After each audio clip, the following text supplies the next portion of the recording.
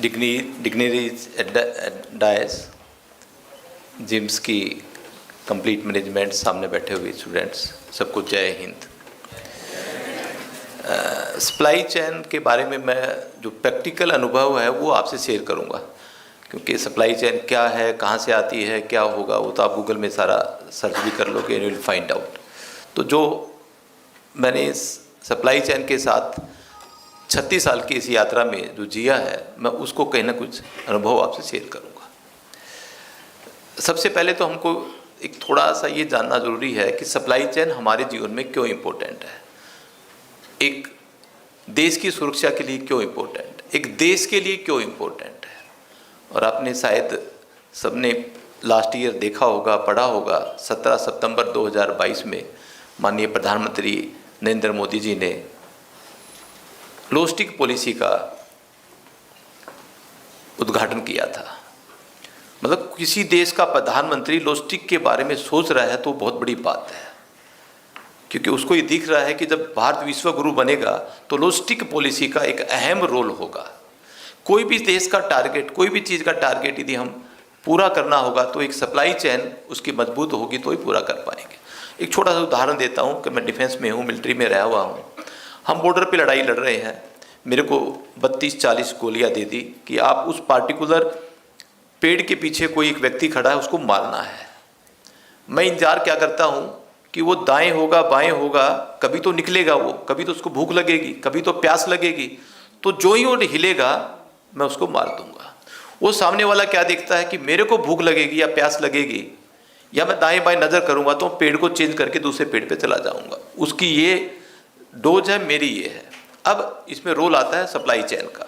अब 3 घंटे के बाद मेरे को प्यास भी लगती है, मेरे को भूख भी लगती है।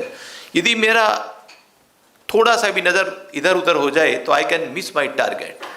मेरे को टारगेट पूरा करने के लिए केवल ध्यान वहाँ रहना है, बट भूख को भी मिटाना है, प्यास को भी मिटाना है। If I raise my right hand, तो मेरा जो लोस्टिक सप्लाई है, जो सप्लाई चेन का पीछे बैठा हुआ है, ही नोज दैट कि मेरे को रोटी चाहिए। If I raise my left hand, उसको ये पता है कि मेरे को पानी चाहिए। If I raise my 2 hand, he knows that मेरे को बुलेट चाहिए, गोली चाहिए, खत्म हो गई। तो मैं थोड़ा सा भी यदि मिस कर दूँ तो I can miss my target. यदि लॉजिस्टिक सप्लाई वाले थोड़ा सा भी मेरी सपोर्ट ना करे, definitely I can miss my target. और उनके पीछे जो the people standing behind me, उनका लॉजिस्टिक सप्लाई सामान किस में, पिट्ठू में है।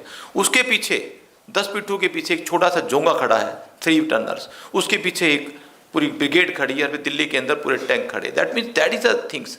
यदि हम थोड़ा सा भी यदि मिस कर दे सप्लाई चेन का तो we can miss our target. तो टारगेट को पूरा यदि करना है, 2047 को यदि विश्व गुरु बनाना है, तो सप्लाई चेन का होना बहुत ज़रूरी है। अभी हमारे सामने अपने नीति आयोग से श्रीमान संजीत सिंह जी ने कहा कि जो हमारी लॉजिस्टिक कॉस्ट वास्तव में इट इज चिंताजनक है। 14.8% लॉजिस्टिक कॉस्ट हमारी है हिंदुस्तान में, whereas we talk about developed country it's only 855%। अब हम इसको कैसे लाएंगे? लाने के लिए दुनिया भर के रीजन्स है। तो मैं एज रमेश अग्रवाल इस पर एक काम करना शुरू किया, एक जिम्मेवारी समझकर कि क्या करें। तो we have find out 2-3 points जो कम से कम उस ढंग से हम कर सकते हैं। सबसे पहला कि लॉजिस्टिक के अंदर एक सबसे बड़ा जो हमने उसमें भी फाइंड आउट कि एक ट्रांसशिपमेंट होता है। एक मटेरियल यदि आपके पास कोई घर में आता है या कोई फैक्ट्री से दूसरी फैक्ट्री में जाएगा या फैक्ट्री से किसी कंज्यूमर तक जाएगा, तो पूरा ट्रक का सामान नहीं होता। तो उसमें करना क्या पड़ेगा? एक ट्रक होता है बड़ा, ट्रेलर आपने रोड पे देखे होंगे, उसकी कैपेसिटी होती है 18 टन, 24 टन।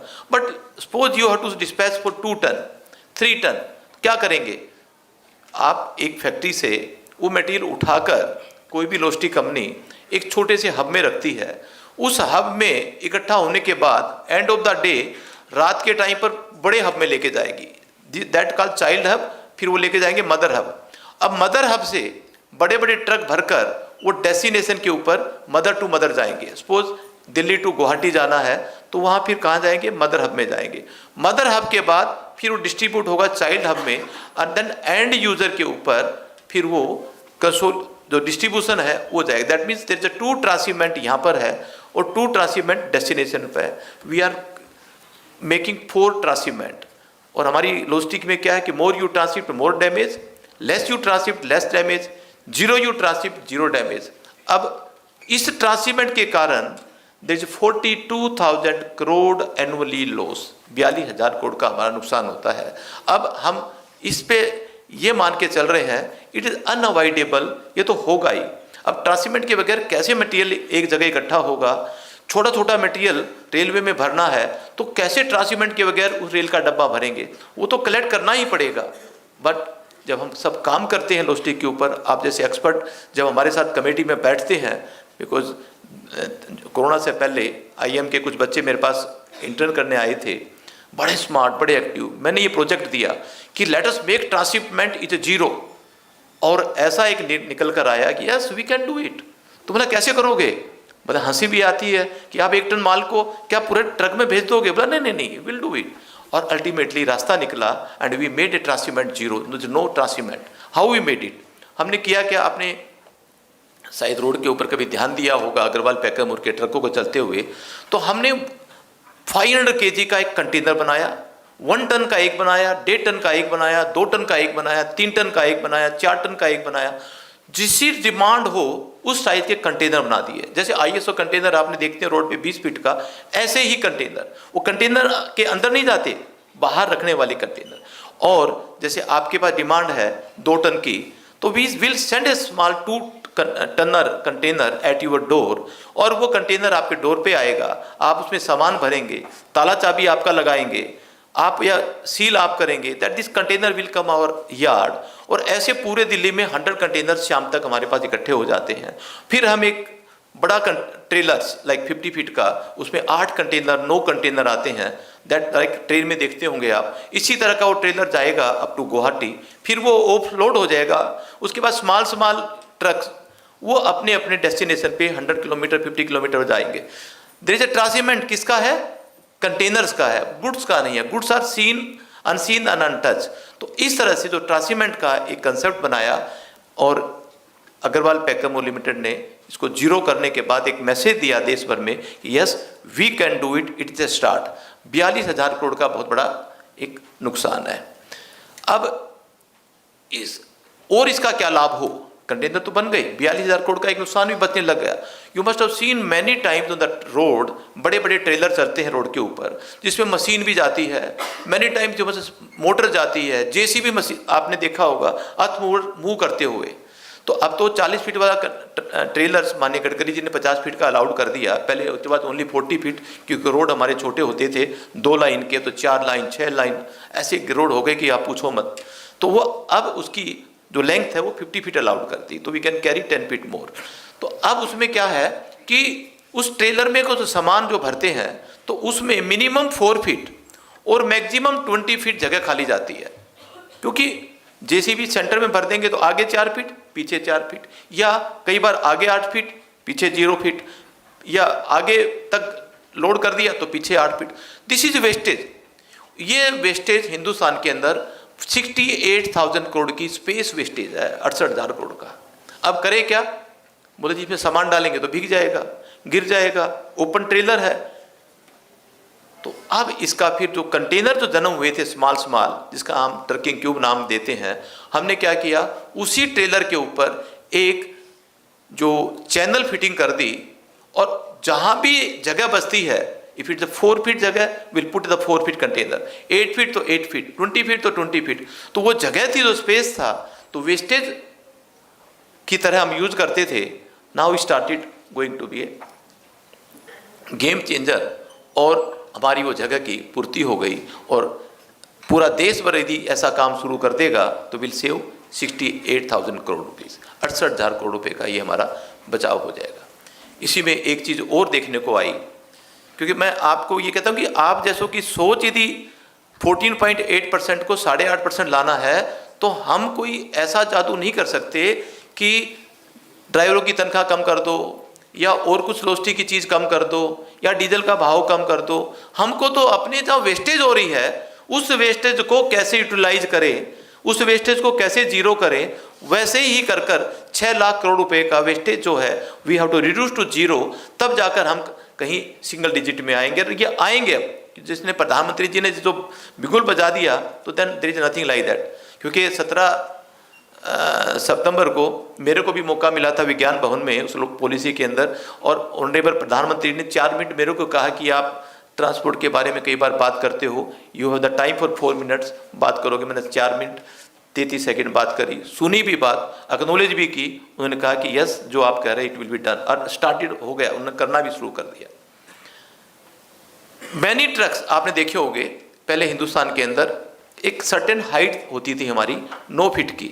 अब हमारे जो ब्रिज थे वो 14 फीट के पहले होते थे और अब हो गए 18 फीट के।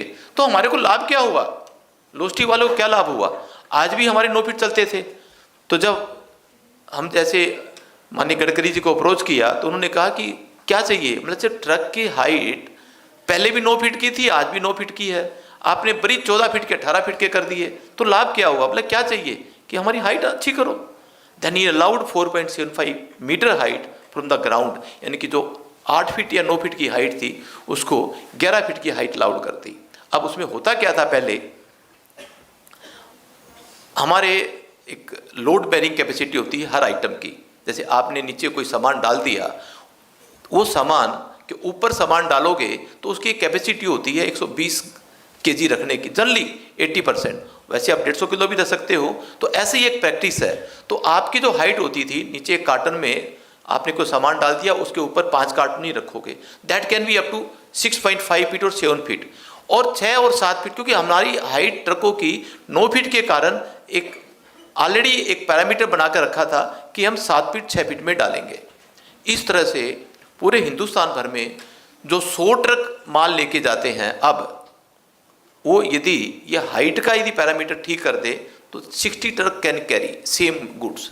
100 ट्रक का सामान 60 ट्रक लेके जा सकते हैं। मगर करें क्या, सामान के ऊपर सामान रखेंगे तो सामान टूटेगा। तो हमने एक ऐसा आइडिया किया कि सामान के ऊपर सामान तो रखेंगे मगर सामान के ऊपर वजन नहीं रखेंगे। बोले जी ये कैसे होगा? सामान के ऊपर सामान रखेंगे मगर वजन नहीं रखेंगे। आदमी के ऊपर आदमी सोएगा मगर उसके ऊपर नहीं सोएगा। जब रेल के अंदर सोता है ना, आदमी के ऊपर आदमी तो सोता है, क्या वजन उसके ऊपर सोता आता है? क्या नहीं आता। Similarly we made a idea कि सामान के ऊपर सामान तो रखेंगे, वजन नहीं रखेंगे। जनरली आपने कंटेनर देखे होंगे, एक प्लेटफार्म होता है, उसमें फोर्कलिफ्ट से या हाथ से लोग लोड करते हैं।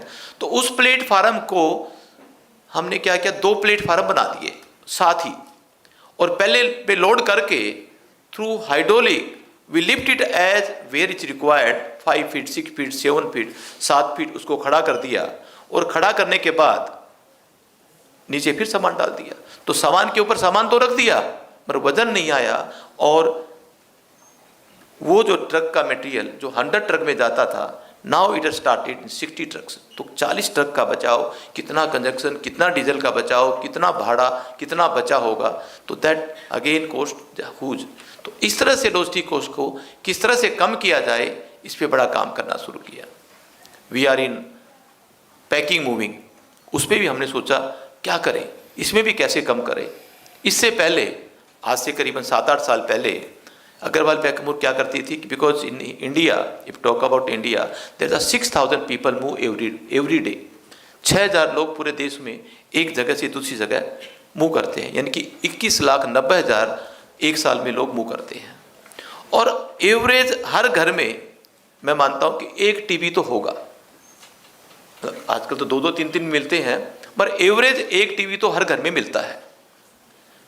और जब टीवी की जो पैकिंग होती थी वो एक लकड़ी की क्रेटों में होती थी, जैसे आम की पेटी आपने देखा होगा, ऐसे ही क्रेट में गत्ता लगाया ऊपर और टीवी की क्रेट बना दी।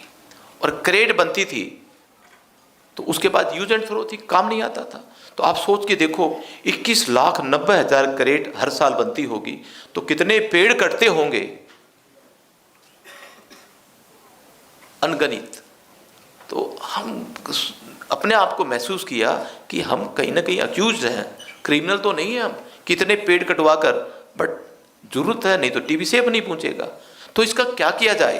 Then we came out with idea कि हमने सिर्फ 4,700 हमारी कंपनी के हिसाब से, I am not talking about the country, 4700 steel के बॉक्स बनाए विद अंदर थर्मोकोल। आपने किसी ने कभी शिफ्ट किया तो देखा होगा, एक स्टील बॉक्स विद थर्मोकोल। जो लकड़ी की क्रेट जो बनती थी, it was costing for us 680 rupees, 700 रुपये की कॉस्ट करती थी, और वो हमारी पैकिंग में अप्रोक्सीमेटली 18 से 20 मिनट लिया करती थी। और इस स्टील के बॉक्स के बाद पेड़ कटने बंद हो गए। That cost is only 180 rupees, क्योंकि मैं मल्टीपल यूज करता हूँ 40 टाइम्स। 40 टाइम यूज करके जो स्टील का बॉक्स था, हजारों पेड़ कटने बच गए, तो कॉस्ट 700 से 180 आ गई।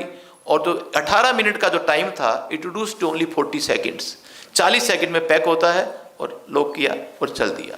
तो यानी कि हमको कहीं ना कहीं हमारी जो कॉस्ट है उसको कैसे, किस आइडिया से कम करे, वो अपने को सोचना पड़ेगा। और एक चीज़ और थी इसमें ताजुब की बात, we had realized later on, बाद में हमको पता लगा कि एक व्यक्ति हमारा कोई पूना से दिल्ली आया CR पार्क में, उसने आकर कहा कि सर वो मैं टीवी सब सामान आपका लेकर आया था और मेरा टीवी खराब हो गया।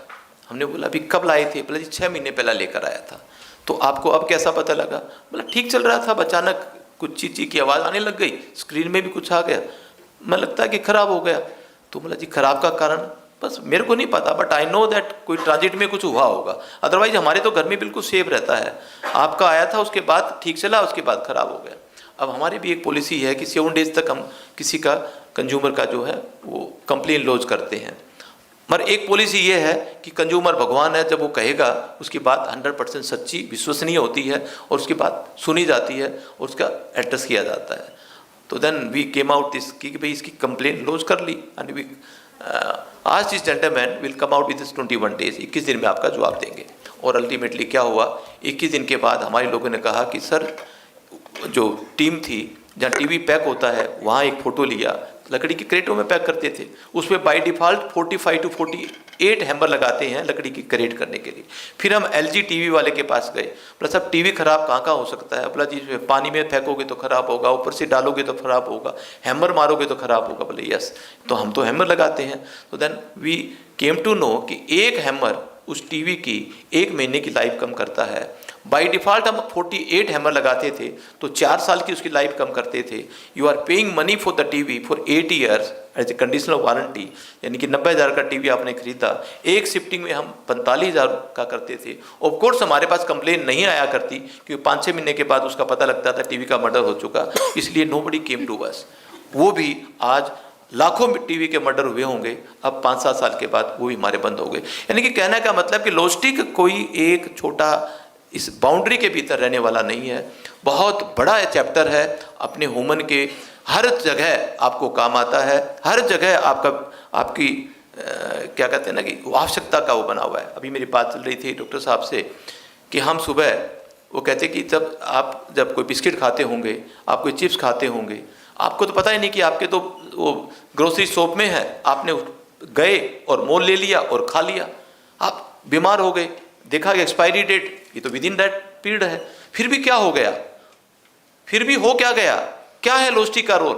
हम जैसे लॉजिस्टिक वाले एक बिस्किट का ट्रक ले लिया, उसकी कैपेसिटी है ट्रक की 18 टन और बिस्किट है 5 टन, रास्ते में मिलकर साबुन भी, हम तो मलाई मिल गई, नीचे साबुन भरी, ऊपर बिस्किट भरा और कानपुर में जाकर दे दिया।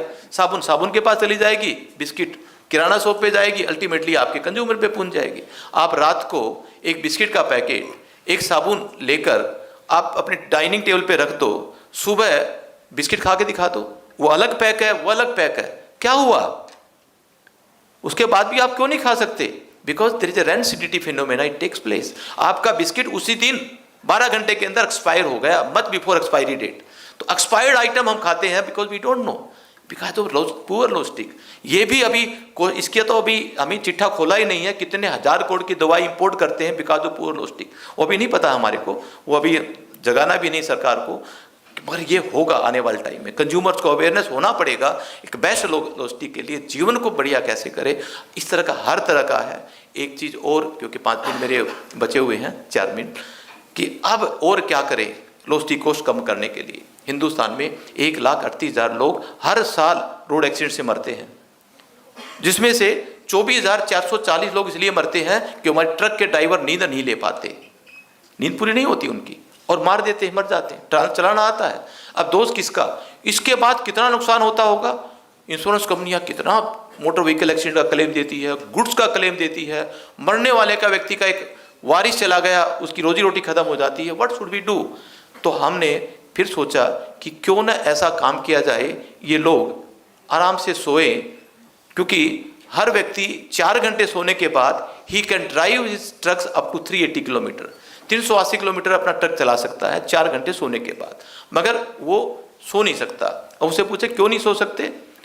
इसलिए नहीं सो सकता रोड के ऊपर, यदि वो गाड़ी पार्क करके सो जाए तो डीजल की चोरी, बैटरी की चोरी, स्टेपनी की चोरी, माल की चोरी, रस्से की चोरी, तिरपाल की चोरी, पैसों की चोरी, बड़े बड़े मच्छर और बाकी पुलिस वाले डंडे। He wants to sleep but he cannot sleep. एक ड्राइवर, ट्रक ड्राइवर 2 घंटे 50 मिनट ही 24 घंटे में सोता है। अब 2 घंटे 50 मिनट सोने वाला व्यक्ति, आप सोच सकते हो कितना स्वस्थ होगा। उससे पूछा कि भाई फिर आप नींद को कैसे मैनेज करते हो? कहता कि वो सब जुगाड़ कर रखा है। जेब से निकाल कर एक काली गोली दिखाई, बोला जी ये वो क्या? अफीम। ये बिकेम ए अफीम सी। और हम आम आदमी 79 ईयर्स आयु में जीते हैं। एक ट्रक चालक he goes to Ram Ram सत सत 68 ईयर्स, 11 साल पहले वो अपने इस देश से विदा हो जाता है। किसका दोष? हम जैसे कंज्यूमर्स का दोष। तो अब अल्टीमेटली किया क्या जाए? तो एक निद्रा दान का जन्म हुआ। निंद्रा दान, आपने अन्न का दान, धन का दान, कपड़ों का दान सुना होगा, शायद मेरे ख्याल में नींद का दान संभवतः फर्स्ट टाइम सुना होगा।